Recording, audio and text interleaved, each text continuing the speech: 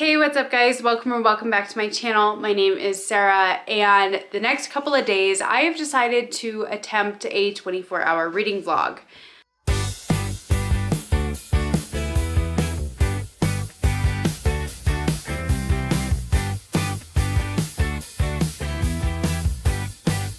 Now I have done these before. They just don't usually work out very well for me. So I am spreading this across a few days with a timer, just for the simple fact being that if you've been around, you know that I have a few kids, and honestly staying up for 24 hours straight and it being a school night is just not reasonable. So I'm going to spread this over a few days. So today is Thursday. It is the 23rd of April, and we're going to start this out. But the twist that I'm going to do with this is I'm going to throw knives at my box outside to pick my books for me, what I'm going to read, and I'm nervous and I'm very excited at the same time. So I just want to come on here, do a quick intro, say welcome back to my channel, and let's figure out what my first book is going to be. So I'm going to take my camera outside and we're going to do our first throw and pick a prompt, and then we're going to choose our book together. So wish me luck. We'll see how this goes.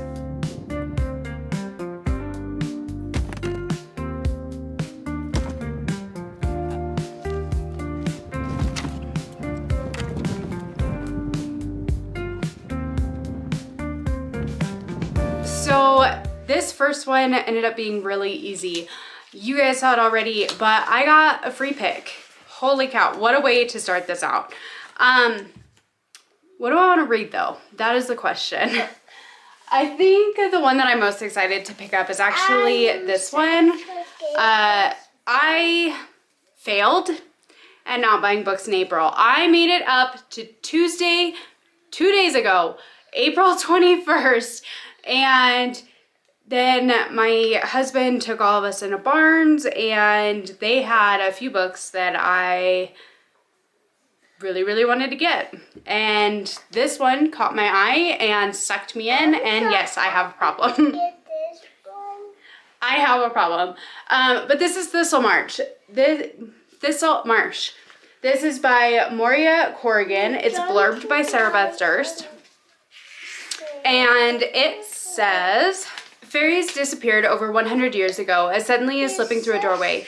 It was only the very foolish or the very determined who held out hope for their return. In the wake of the Great War, the world is a decidedly unmagical place for Mouse Dunn. She once dreamed of becoming a fairy anthropologist, but with one telegram, her world shattered. At the Battle of the Somme, her cousin's body disappeared into the mud, and her brother was left with debilitating shell shock. It was time, she knew, to put aside childish dreams. When Mouse received news that her uncle has left her for the fairy-blessed Thistlemarsh Hall, a dilapidated manor in the English countryside, she must leave her brother's side and return to her childhood home to claim her birthright. But there is a catch in her uncle's offer. If Mouse does not rehabilitate the crumbling house in 1 month's time, she will forfeit her inheritance and any hope of caring for her brother. It quickly becomes clear it's impossible to repair the manor in the allotted time until a mysterious fairy appears with a proposition. He offers to restore Thistlemarsh for a price. Mouse knows better than to trust a fairy, especially one so insufferably handsome and arrogant, but she is out of options. There are dark and magical forces at work in the house, and Mouse must confront the ghosts of her past and the secrets of her heart, or lose Thistlemarsh and herself in the process. So this sounds really good. It sounds like it's going to be cozy, like The Spell Shop or Emily Wilde, and it's got the refurbishing the house, which I'm super into. I loved the shop, like the building of the shop, the creation of the shop in The Spell Shop, and honestly, I wished for more of that in the Enchanted Greenhouse, and that's something that I'm learning that I'm really liking in cozy fantasy books. And I'm hoping that if this one is fantastic, if I hurry up and get through it, that I might be sending this one to my sister for our May picks for our sister book exchange. I like to read the books before I send them to her. Honestly, I was planning on reading a whole bunch of thrillers for this video because I was gonna have a pile to lend to my dad, or I plan to have a pile to lend to my dad. But I want to read this first. So this is what we're going to be starting with. This is Cozy Fantasy. It's blurbed, like I said, by Sarah Beth Durst. It is blurbed by India Holton, who wrote, oh my God, I cannot remember the names of her books right now. I will put pictures of them up here. It's blurbed by India Holton. It's blurbed by Julie Leong, who wrote the, it says Keeper of Magical Things, but she wrote, what was the first one? Oh my God, I cannot think of book titles right now. I'll put that one up here. She's blurbed by Julie Leong. It's blurbed by H.G. Perry, which I started one of her books, but I never finished it. So either way, I'm very, very excited to try this book out. It's got big text, just like Sarah Beth Durst's writing. It's from the same publisher that came out with The Spell Shop, and I'm just really excited to read it. So I'm gonna pick this one up first. So I will start this and we will start my 24-hour timer. Wish me luck. And then once I finish this, we will do another throw and we'll pick another book.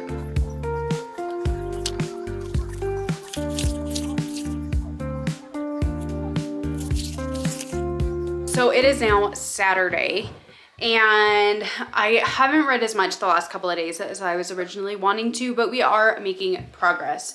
So we have 18 hours and 10 minutes left, and I am obviously still reading Thistle Marsh. I cannot say this title. So I am halfway through this book. I am on page 214, chapter 17. And I will be completely honest with you, I wasn't sure about this one to start with. So the first 70 or so pages in this book are exactly what you read in the synopsis. That's her inheriting Thistle Marsh, and her having to leave her job as a nurse after the war to take care of her brother, who is in complete shell shock. He came back from the war, but he's not himself. He's either zoning out or he's screaming, basically. And so he is in a hospital in France, and this is set in 1916, so it's the First World War, or sorry, 1919.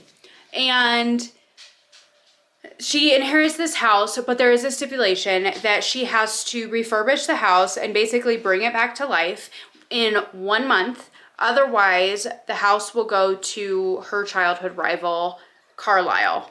Now, we don't really know anything about Carlisle. We just know that him and her cousin had a falling out before the war, and that she doesn't trust him, she doesn't like him, she doesn't want the house to go to him, and that's it. And that's all we really know about Carlisle.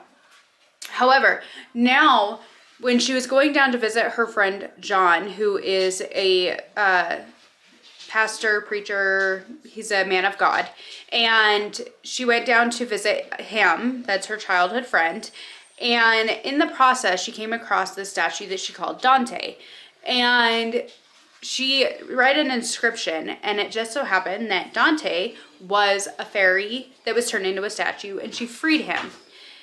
Now, this fairy is come back to life and has said, my name is Thornwood, and I will help you with the house with some conditions, you know, because I'm a fairy.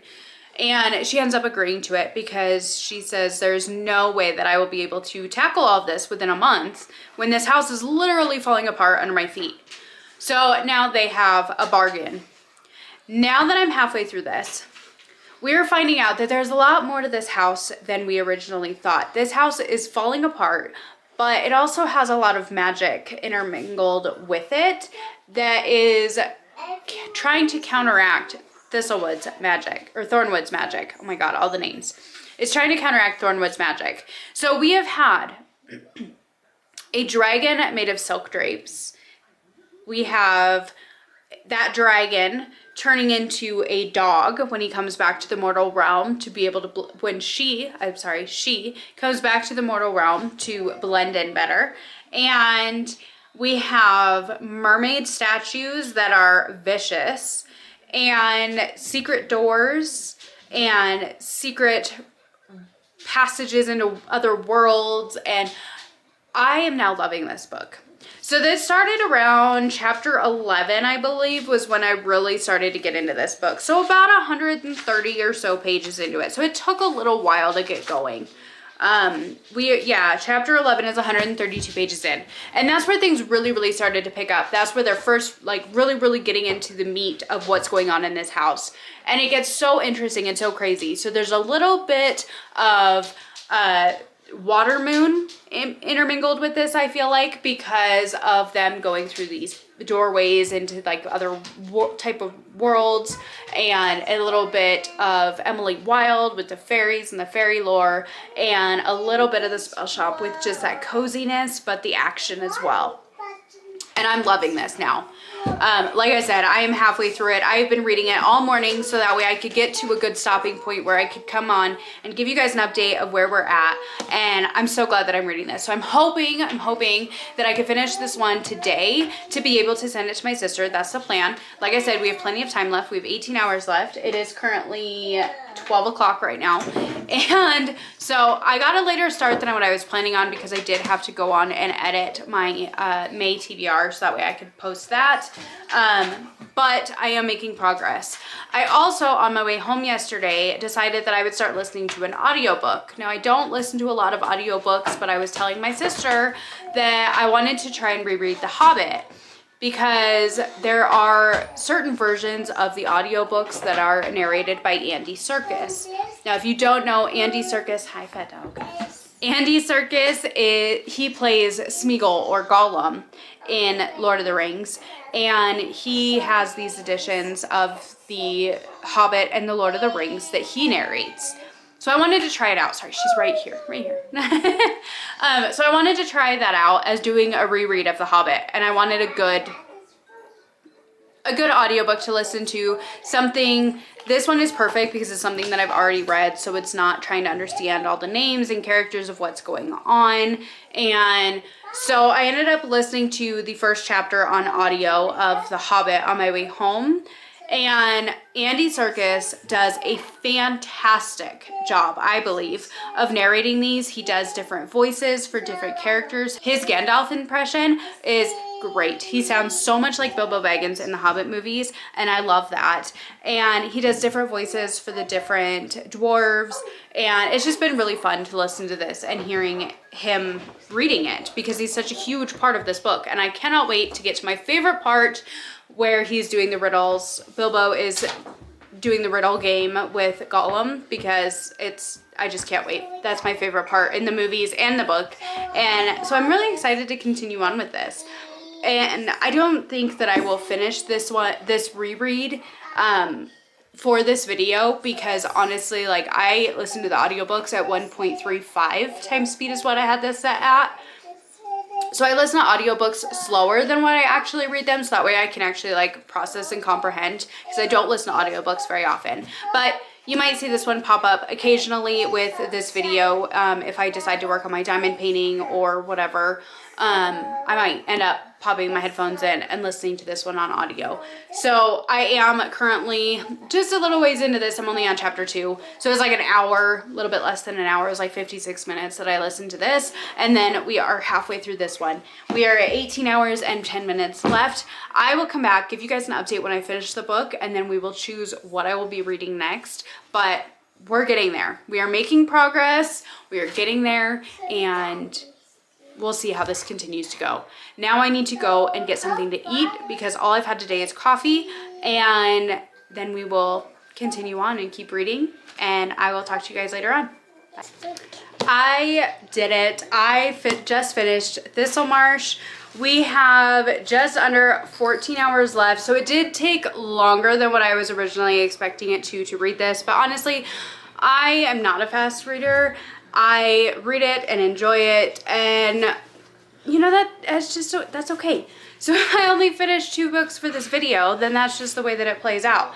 But I did finish Thistlemarsh, and the ending, okay, so Mouse, our main character, she dealt with things during the war. She was a nurse. Her brother has mega PTSD, like I said earlier. And so she has trauma. She has trauma from the war. And that is an element to her character throughout the book.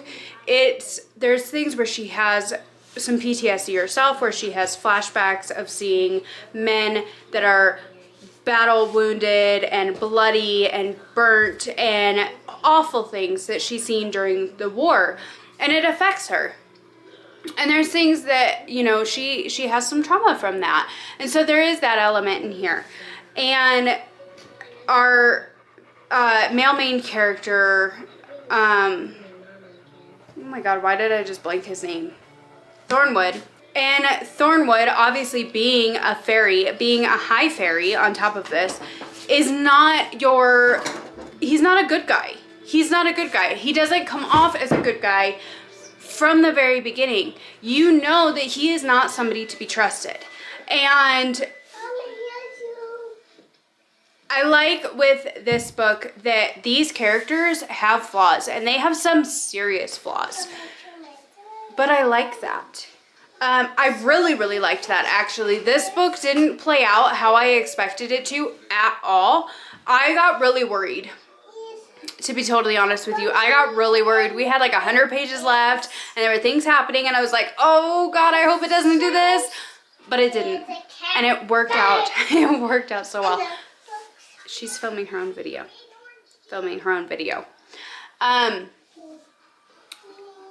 This book, she did it so well. Like, I finished this book and I want a follow-up. I really do. I want a follow-up to this. I want to see. There is a little passage at the end of this book. I'm not going to show you guys, but there are some like book passages in here. And there is a book passage at the end of this that makes me want that to be explored further. It makes me want another book to come from these characters and to see what happens with them. And I love that feeling. When I finish a book as a standalone, when I finish a book and I want it to continue, Spell Shop, for instance, I read that book, I wanted it to continue, and I'm so excited that she has continued with it, that not only is there going to be 3 books, but there is going to be 4 books, and I have high hopes for that series. But for this one, I want another one. I want more from these characters. I want to see what comes next for them, and I really enjoyed it. I ended up giving this 4.5 stars. There were parts that I questioned our characters very, very much. There are parts where I questioned the storyline in this. But I think that's part of the reason that I liked this so much, was because it didn't go how I expected it to. It was different. It was fantastically written. It was cozy, but it was still like enough action, just like the Spell Shop was. It was enough action to keep you very much engaged. There were elements to this that I thought were really unique and really interesting. I've seen some things that are similar in other books, but nothing quite like this, and I really liked it. I know this book may not be for everybody. Some people might read it and be like, man, these are really unlikable characters and I really don't like them. But there was something about them that I liked. You know, Mouse is overlooked and underappreciated, and she's just kind of one of those that just kind of fades to the background her entire life. And I felt like she was very relatable in a lot of ways.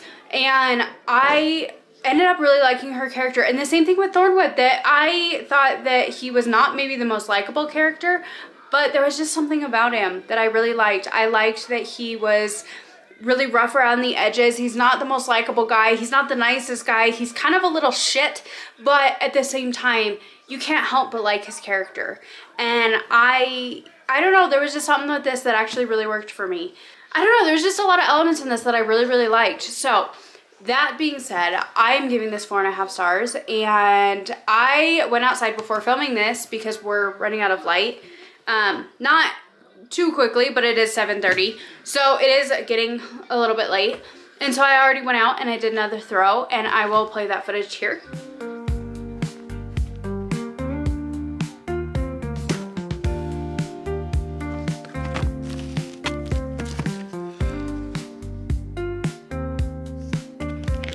Okay, so for my second throw, we got by Sarah, And for that one, I have a couple of options that I'm interested in. So we have these three right here. We have The Cheat Sheet by Sarah Adams. This is a romance. I've read from Sarah Adams before. Really enjoyed the book that I read. It was Practice Makes Perfect. I really enjoyed that book. I picked this one up wanting to read more from her. This is a ballerina and a football player, obviously from the cover. I believe it's a college campus. And this is one of those books that I've always kind of wanted to try out to read. And I always kind of overlook it and just never get to it. So I do have this one that I'm debating on. We also have For Human Use by Sarah G. Pierce, because yes, I still want to read this book. I didn't get to it. It was on my TBR last month and I just didn't have time. I kind of am into this because it's a horror and like a rom-com horror. So this one does appeal to me for that aspect because I kind of want to change up the pace a little bit compared to like a full-blown like college sports romance. And then the last one we have is The Lost by Sarah Beth Durst. I am pretty sure this one is probably going to be 5 stars because everything that I've read from Sarah Beth Durst is 5 stars. It's not excessively long. I need to read it. My sister sent me this back in January, or gave me this for January for a book exchange. And I keep wanting to fit it on a TBR and I haven't yet. And yeah, so this is the debate is on. So this one's 342 pages. I know that For Human Use is fairly long. This one is 313 pages. So I think I'm choosing between these two, but I also still want horror. I don't know. I might have to go with The Lost. I think I'm going to go with The Lost. I'm going to keep this on a positive note because I want to stay up reading into the late hours of tonight, because I figured that if I keep reading with about 13 hours left, that if it is 7:30 right now, I can get done before like 10ish tomorrow, give or take a couple hours. And so I'm going to go with this one. I think I'm going to go with this one. I think I want to go with this one. Okay, so that being said, I am going to eat some more food and then I will start it on The Lost by Sarah Beth Durst. Like I said, we have 13 hours and 44 minutes left. So plenty of time to finish this one. I just read a 400-page book in the first half of this, give or take, or a little bit less than half of this. And so yeah, I'm really excited for this and hopefully I'll want to stay up all night reading. So I'm gonna go read and eat some food and maybe watch a little bit of Because of Winn-Dixie with my daughter, but I will talk to you guys later. So I have not updated you at all. I didn't update you at all yesterday and I haven't talked to you since Saturday, so it's now Monday. And I started reading The Lost by Sarah Beth Durst for my By Sarah prompt, and I didn't update you on this book at all. So this book is following Lauren, and her mom has stage 4 cancer, and she is not ready to face that fact. She is not ready to face the possibility of losing her mother. And so she gets in her car and she goes for a drive, and she keeps driving and she keeps driving. And then she goes through a dust storm and she finds herself in a town called Lost. Now, Lost is not your average town. Because Lost is actually rather difficult to get to. It is a place where lost things go. So lost keys, lost wallets, lost socks, and lost people all end up in Lost. And the only way to get out of Lost is to find out what you have lost, so that way you're ready to go and face it. And this book, she meets the Finder. That is the man who helps her out of the dust storm initially, and he goes by the name of Peter. She meets a little girl named Claire, who's very intimidating at first because she has a teddy bear in one hand and a knife in the other when she first sees her, and a bunch of other people in this town. And she's trying to find her way out of this town in order to get back to her mom so she could be there for her mom. And along the way, she kind of finds herself, and she finds a family in this town. And this book was very different. This one kind of reminded me of the vibes of TJ Klune for the family aspect of this, the kind of oddities that it is and that it has.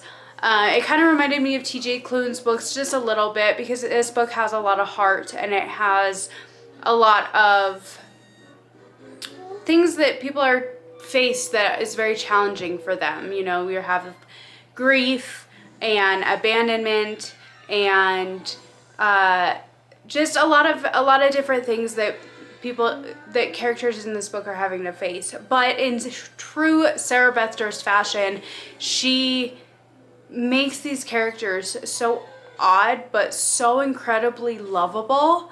You can't help but feel connected to the characters in this book.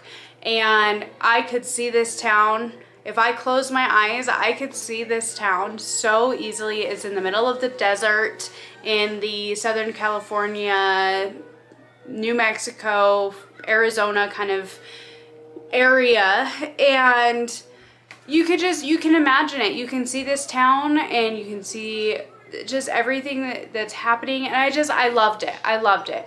And, you know, I knew that I would. I knew that I would.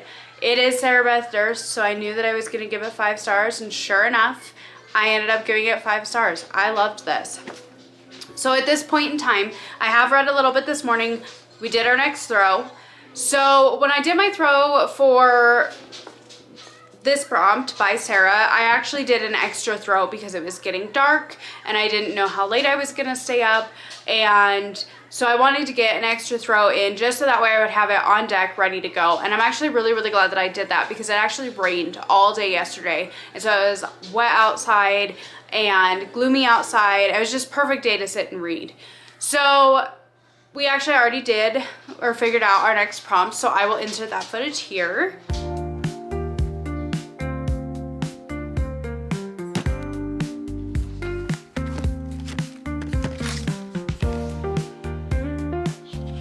So for the next prompt that we got, it was to steal a top 20 or a 2025 top 10.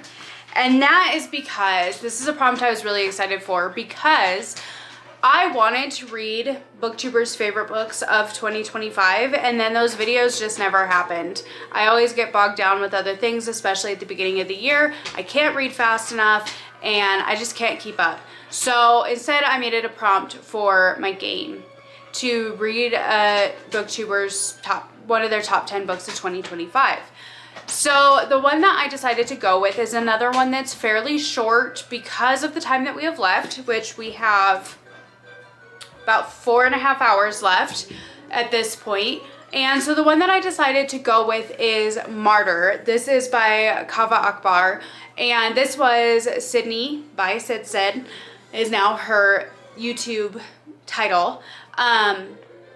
She had this as her #1 book of 2025. This one and Dungeon Crawler Carl were her top 2 books. Now I've read that Dungeon Crawler Carl now, and now I'm going to read Martyr. So I actually started this morning. I have a little clip here of starting the book out and how much time I had left to start with.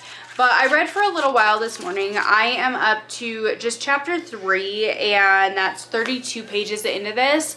So I'm not very far into it, but so far this book is following Cyrus. Now Cyrus is a struggling poet, or at least that's the idea.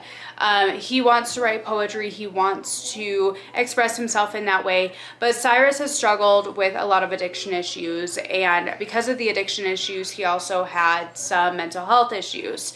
And so far we've kind of been introduced to him. He goes to AA meetings, he's now clean and sober, and he kind of did your typical hodgepodge, I guess, of things. He drank and he did drugs and had a lot of things going on, just like other people do.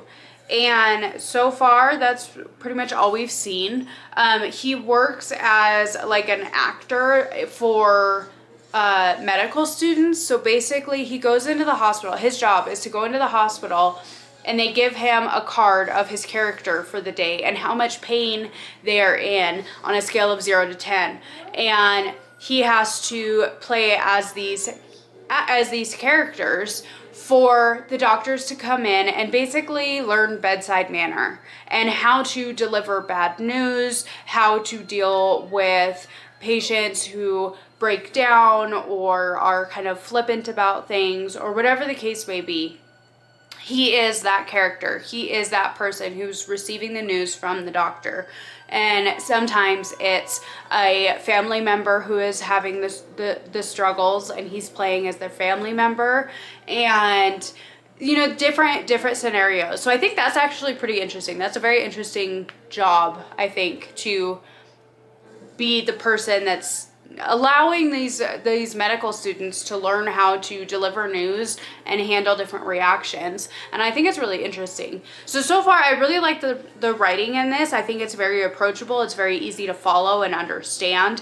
And already I'm starting to feel for Cyrus and the struggles that he has gone through with his addiction. I think it's a really, really interesting concept so far. I'm very intrigued to continue and see where this goes.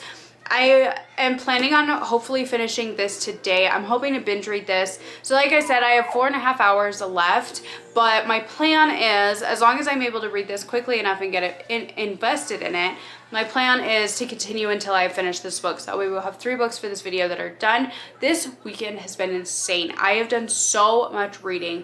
I figure that I have read over 500 pages this weekend easily, and I'm gonna continue, and then we're gonna turn around, we're gonna start another video. So this definitely been an interesting weekend. I'm feeling myself a little bit of a burnout, but at the same time I'm also kind of feeling myself get my momentum back. You know, I feel like by binging all of these books, I feel like I'm starting to get my momentum back. So it's a good feeling. A little bit overwhelming, but because of doing the 24-hour timer, that's kind of just how it goes. And otherwise, I feel like I'm getting my momentum back as a reader, and I've kind of been missing that with this year so far, I feel like. So I'm gonna go and continue this. We will start our time. We have 4 hours and 35 minutes left, and so I'll come back and I'll talk to you guys about like how far I made it. I'm reading about 40 to 50 pages in an hour usually, so not a super fast reader, but we'll see how this goes. And then I will come back and I'll talk to you guys, let you guys know where I made it to by the time the timer goes off. And then we'll just kind of go from there. But either way, I do plan on finishing this book before the end of this video. So I'm not going to cut you off 3/4 of the way through and saying, okay, I'm done, see you later. But I'm going to finish out the book. So I'm going to get started on my reading. It is currently 7:17 in the morning. My kids are at school, and it's still pretty cloudy out, so I'm going to take advantage of it. I'm just going to enjoy the day. So I will talk to you guys when I'm about halfway through, or when the timer ends, whichever comes first, honestly. I am back.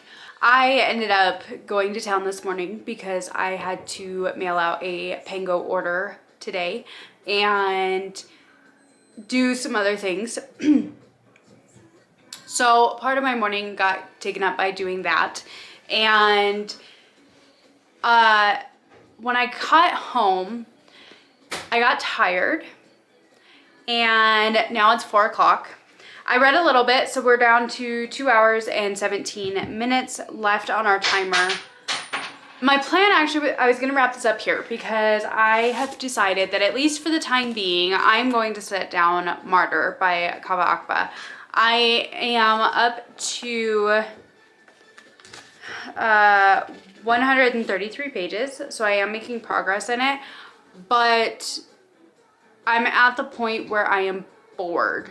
I am not fully grasping the reasoning behind this, and I don't know, I feel like this just isn't one for me, and I'm starting to question it. So I'm going to set this down. So as of right now, if I do end this here, depending on how this evening goes, if I do end this here, we will be sitting at 3 books for this video. But what I'm thinking is because I'd mentioned to you guys that I listened to the first chapter of The Hobbit on my drive home the other day, and I do want to continue that. I want to continue listening to that book because Andy Serkis, I mentioned before, narrates it. That is Smeagol in the Lord of the Rings and The Hobbit movies.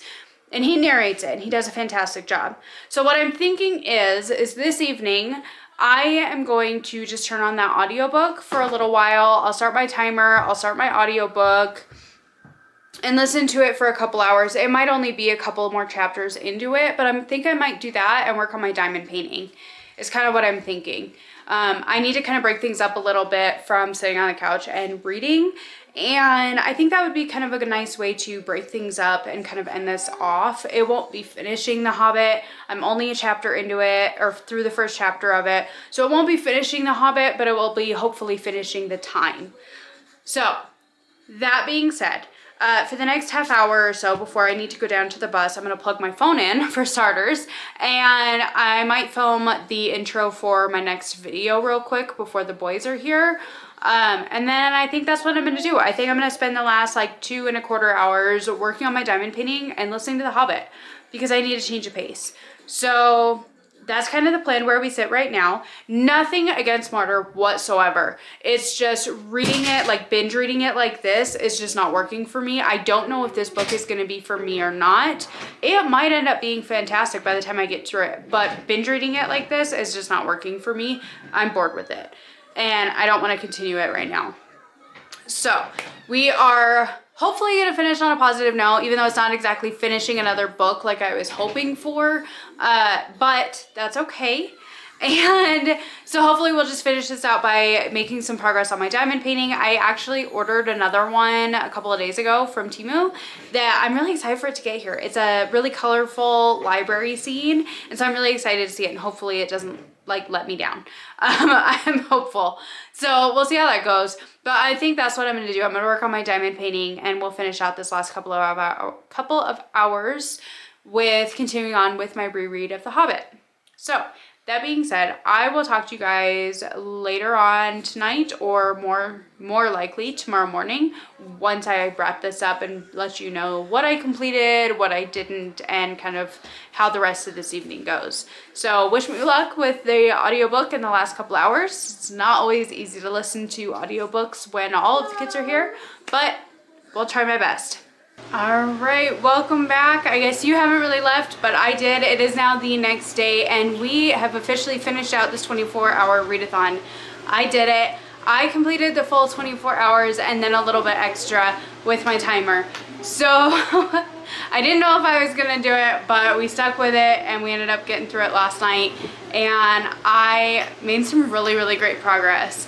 So going back to the beginning, we started out with Thistle Marsh. This was my free pick. This is by Maria Corrigan, and this one is a cozy fantasy that I picked up because it's blurbed by Sarah Beth Durst, and I was really liking this one. Like, there were times where I was questioning it. I wasn't sure if I was gonna like it. I wasn't sure if I was gonna like the relationship. But there was just something about this one that these characters I felt were very real. There's stupid decisions that get made, there's rash decisions that get made, and there's mistakes that are obviously made. And I felt like that made these characters really relatable in ways, even though he is a fairy and she is a human, and they're trying to fix up this house. And I always love the like home renovation type stuff. I like seeing what they have to do to try and fix it and have this house come back to life. So I ended up really liking this one. I give this 4.5 stars. It wasn't perfect, but neither were any of these characters. They weren't meant to be perfect. This book wasn't meant to be perfect. And I just had a really great time with it. By the end of this, I was so frustrated with the characters, and then everything kind of ended. And then I wanted more. I wanted more after the ending. I wanted more from this book. I wanted there to be more to it. I want there to be another book. So that to me is saying that I really enjoyed this. When I get to the end and I'm like, you know what, I really wish that there was more to this, because I want to keep following their story. So really glad that I picked this one up. My mom has also picked up a copy of this, so she was really glad to hear that I enjoyed it. And yeah, so I'm really glad to have tried out a new author and found another one that I enjoyed. The next one we picked up was for the prompt by Sarah, and so I picked up The Lost by Sarah Beth Durst. I knew I was gonna enjoy this one. I started it. This one is not so much fantasy. This is more of a magical realism from her. And this is about a girl who well, I should say a woman, because she's like 27 or 28 years old, something like that. And she finds out that her mom has been diagnosed with cancer, and they believe that it possibly might have come back. And she doesn't want to hear that news. She's not prepared to face that reality. And so she goes for a drive, and she just keeps on driving until she doesn't know where she is. And then she comes to a town called Lost. Now, in Lost, it is not your typical town. It is not that easy to get to, and even more difficult to get out of, because this is a town where all the lost things go. You have lost socks, lost keys, lost luggage, lost people. And she's one of them. Lauren is one of them, and she has to figure out how to survive in this place and how to get home to her mom so that way she could be there for her mom. I loved the characters in this. I loved the setting in this. She makes everything so easy to relate to visualize, and I think that's why Sarah Beth Durst is just really, really cemented in as one of my all-time favorite authors, because anything she writes, any place that she describes, I can see it in my mind. And I think that's really, really difficult for an author to do, to connect with people that way. And I don't know if everybody has that experience with her books, but I certainly do.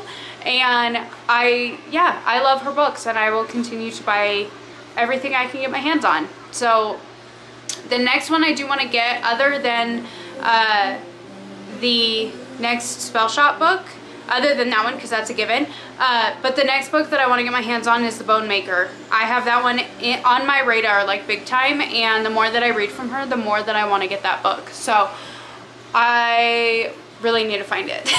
So either way, this was absolutely 5 stars. I love this so much, and again, she's just one of my all-time favorite authors. I will continue to buy her books, and she just, at this point, can do no wrong.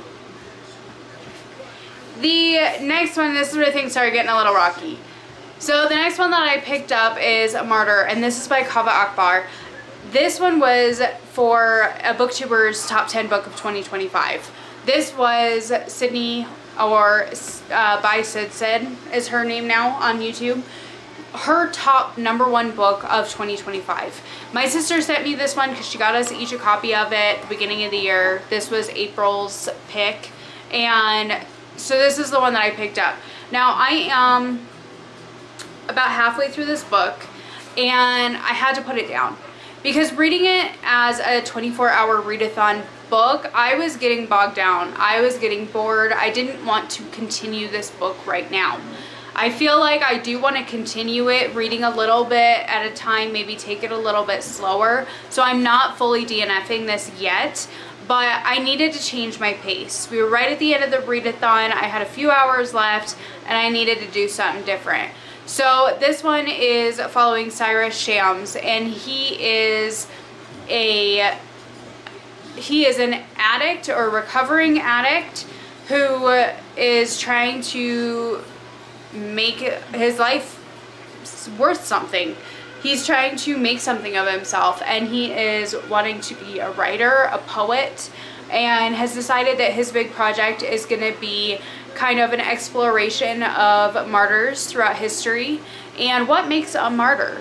And this book, it talks about, like, it has his perspective. It has his perspective from when he was still using, when he is now a few years later and he's clean and recovering.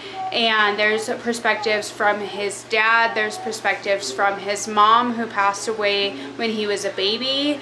And not to mention the fact that he was born in Iran. And so it's also that added complication to being born in Iran and then moving to the States as a baby and being an immigrant that way. And there's just a lot of different elements to this, and I do like the writing. It's easy to follow, it's easy to understand, but I needed to change things up. So I'm not DNFing this yet. Like I said, I do want to continue it. It's just I needed to change pace.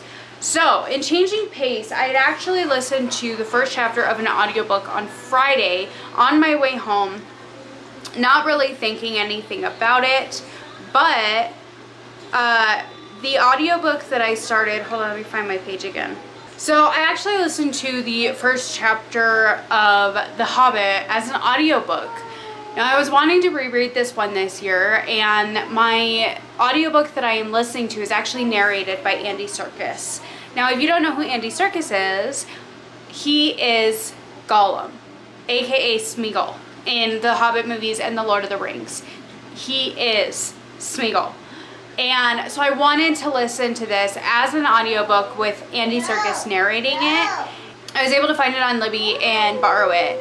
And I listened to the first chapter of it and I was hooked, because Andy Serkis reading this book with the connection that he has to the Lord of the Rings, it makes it so much more fun. He reads it so well. He does the different voices, he sings the songs, and he actually does a really good imitation of Gandalf and Bilbo in this. At least I think so. And then last night I decided that since I wanted to set down Martyr, I was going to continue listening to The Hobbit and audio and work on my diamond painting.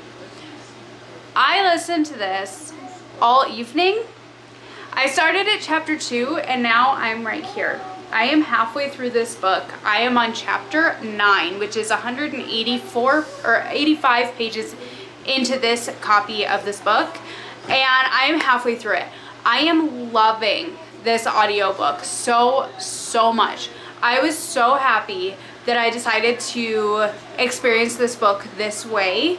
I figured it would be a pretty safe book to listen to on audio because I've already read it. It is a reread for me, and me trying to follow a fantasy book that I have never read is really difficult because I don't listen to a lot of books on audio.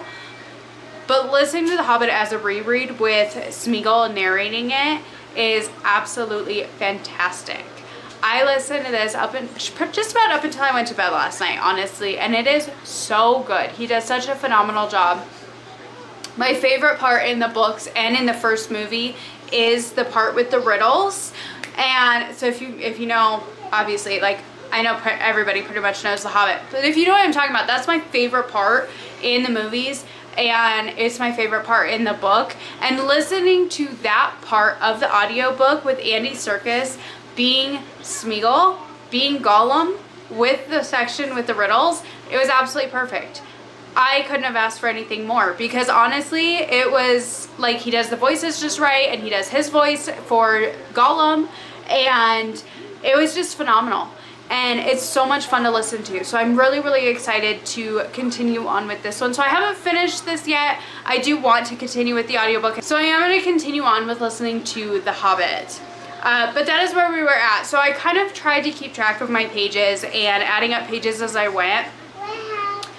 And when I did that, adding up everything from the last few days since I started this, hold on, nothing. I believe that I read approximately 968 pages in this 24 hours. Now, it's been over the course of a couple of days because I don't just sit down and read for 24 hours straight. I can't do that. But still, 968 pages. We finished 2 entire books and 2 are halfway through. So that's really good. I'm really pleased with how this went. None of these books were excessively long. Thistlemarsh was a little over 400 pages. The Lost is a little over 300 pages. The Hobbit's not really very long at all, and Martyr isn't either. But I am so really pleased with that. For the course of a 24-hour timer, I have finished 2 entire books and 2 halves of other books. And I'm really proud of myself. So, have you read any of these books? Are you interested in trying any of these books? I know Thistlemarsh just came out. I know The Lost just got the new cover a few months back. I'm not sure exactly when it was, but a while back they got new covers, so it got redone. Martyr, I think, has been out for a minute, but I never heard of this book till Sydney talked about it. And then, of course, The Hobbit, which is one of my all-time favorite fantasies. Let me know your thoughts down in the comments. Thank you so much for being here, hanging out with me for a little bit, and I will see you in my next one. Bye, guys. League of Gentle... I don't remember the name of that one right now.